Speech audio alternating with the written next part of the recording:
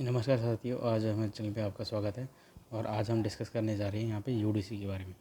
UDC होता है universal decimal classification. ये वर्ल्ड की फोरमोस्ट मल्टीलिंगुअल क्लासिफिकेशन स्कीम है for all the field of knowledge. सभी भाषाओं में यूज हो जाती है ये। सोफिस्टिकेटेड इंडेक्सिंग एंड रिट्रीवेबल टूल है ये। ठीक है, it is a highly flexible classification system for all kind of information in any medium.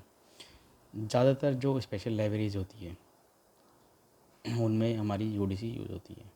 ठीक है, बिकॉज ऑफ इज लॉजिकल हेरिटेज arrangement and analytico synthetic nature, ये वर्ड यूज़ होता है यूडीसी के लिए। It is suitable for physical organisation of collection as well as document processing, browsing and searching. तो UDC कहाँ यूज़ होता है मैं आपको बता देता हूँ। जहाँ जिस लाइब्रेरी में डॉक्यूमेंट ज़्यादा यूज़ होते हैं उनकी ब्राउजिंग और सर्चिंग के लिए हम यूडीसी क्लासिफिकेशन स्कीम यूज़ करते हैं। ठीक है, आप से बहुत सारे लोग यूडीसी यूज़ करते होंगे, मैं भी यूज़ करता हूँ यूडीसी। तो उसमें यूज़ होती है हमारी UDC. The UDC is structured in such A way that new development and new field of knowledge can be readily incorporated. New development और न्यू फील्ड ऑफ नॉलेज यानी कि जितने भी नए सब्जेक्ट है, जितनी भी नई हमारे सब्जेक्ट है या जो ऐसे डॉक्यूमेंट है जिनको डीडीसी से हम क्लासीफाई नहीं कर सकते, तो उन डॉक्यूमेंट्स के लिए यूज़ होती है हमारी UDC. The code itself is independent of any particular nature or script, consisting of Arabic and common punctuation mark, and the accompanying class description have appeared in many translated version। ठीक है, तो UDC हमारा क्या होता है, एक universal decimal classification है। ठीक है, ये ध्यान रखिए आप। एंग्लो तो सिंथेटिक स्कीम है, ये डॉक्यूमेंट को क्लासीफाई करने का काम आ जाता है। जिस लाइब्रेरी के अंदर डॉक्यूमेंट्स ज़्यादा होते हैं उनकी ब्राउजिंग और सर्चिंग के लिए हम यूडीसी यूज़ करते हैं। अब यूज़ ऑफ यूडीसी देख लेते हैं। This scheme is in worldwide use, सारी दुनिया में यूज़ होती है। Has been published in whole और in parts in over 40 different languages. 40 से ज़्यादा भाषाओं में यूज़ हो रही है। सी बिब्लियोग्राफी और UDC addition.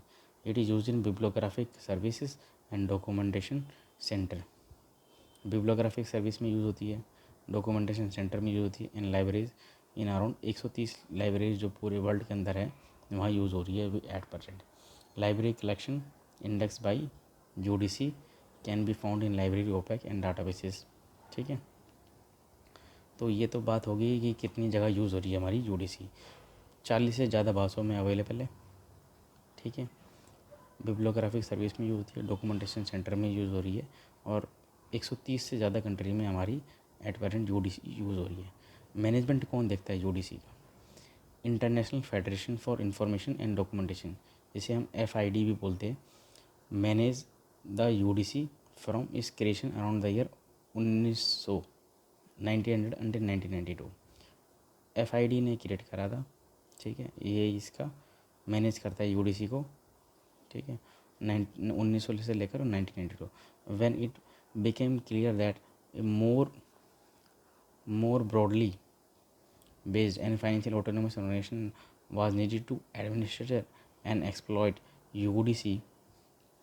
FID, together with the publisher of Dutch, English, French, and Japanese edition, became the founder member of a new body जिसे हम बोलते हैं यूडीसी कंसोर्शियम।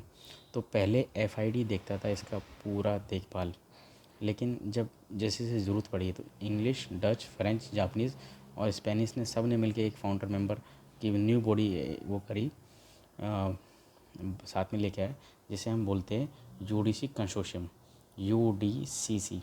आप इंटरनेट पे जाकर ना यूडीसीसी समरी को टाइप करिए, आपके पास यूडीसी की जो बेसिक नंबर है ना वो खुल के आ जाएंगे।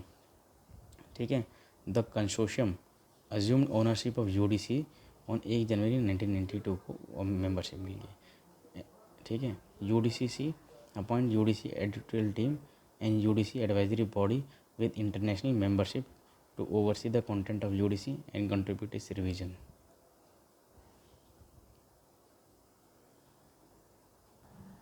तो स्कोप ऑफ यूडीसी क्या है? All the branches of human knowledge have a place in UDC. तो वो जितनी भी नॉलेज है हम यूडीसी में उसे क्लासीफाई करने की कोशिश करते हैं and are treated as a part of a balanced whole because of the nature of the subject and the listed sub division in science and technology outweigh those of the arts and social science, but these subjects demand different criteria and are properly provided for. तो जितनी भी human knowledge है जितनी भी है उसको UDC लगभग classify कर देता है. UDC universal decimal classification allows for detail indexing of document. Detail indexing करता है डॉक्यूमेंट की in all subject. This is achieved through the main feature of UDC. Detailed subdivision of hierarchies एंग्लो synthetic nature of the system है. ठीक है. तो UDC में जो चीज़ हम सबसे ज़्यादा इम्पोर्टेंट है वो मैं बता देता हूँ आपको.